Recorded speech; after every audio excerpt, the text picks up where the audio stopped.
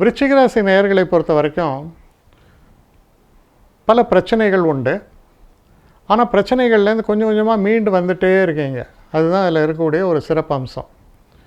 இப்போது உங்களுடைய ராசிக்கு அதிபதியானவர் 3ஆம் வீட்டில் ரொம்ப உச்சத்தில் இருக்கார். அதனால் மனோதைரியம், செயல் தன்மை எல்லாமே ரொம்ப சிறப்பாக இருக்குது. ஆனால் அதே நேரத்தில் 2ஆம் இடத்துலேருந்து சனி 8ஆம் இடத்தை பார்க்கறதுனால என்ன ஆகும்னா, எப்போவுமே தேவையில்லாத சில செலவுகள், மனசில் இனந்தெரியாத ஒரு பயம், எதுலேயுமே ஒரு தடைகள், அதுக்கப்புறம் வெற்றிகள். எதையுமே ஒரு முறைக்கு 2 முறையோ இல்லை 3 முறையோ செய்யும் பொழுது வெற்றி ஏற்படும். தடைக்கு பின் வெற்றி, இதுதான் ஃபார்முலா. இப்படியே இருந்துகிட்ருக்கோம். ஆனால் பரவாயில்ல, முன்னேற்றத்தை காண்பிக்கிறது. உங்களுக்கு தெய்வ அனுகூலம் என்பது சிறப்பாக இருக்கும். தெய்வ நம்பிக்கை மிக மிக அவசியம். அந்த அனுகூலத்தினால் பல விஷயங்களை உங்களால் சாதிக்க முடியும். தொழில் திறமை என்பது மேலோங்கும். என்ன காரணம்னா, 10ல் இருக்கக்கூடிய சூரியன் தொழில் திறமை என்பது ரொம்ப ரொம்ப சிறப்பாக இருக்கும்.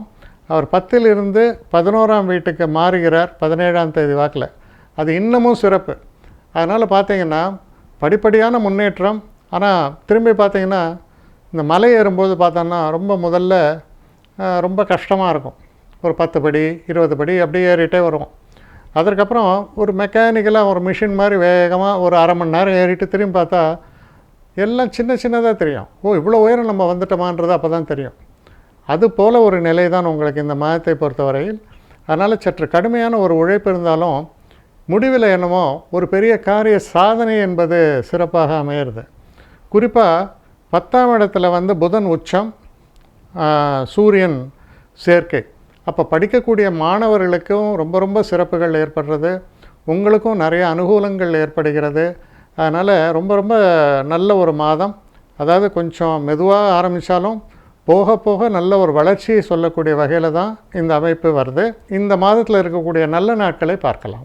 6, 7, 8, 9, 10, 11, 12, 15, 16, 22, 23, 24 இதெல்லாம் ரொம்ப நல்ல நாட்கள்.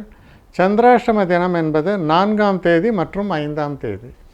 இந்த நாட்களை பொறுத்த வரைக்கும் குறிப்பாக பண விஷயத்தில் மட்டும் கொஞ்சம் எச்சரிக்கையாக இருக்க வேண்டிய நாட்கள்.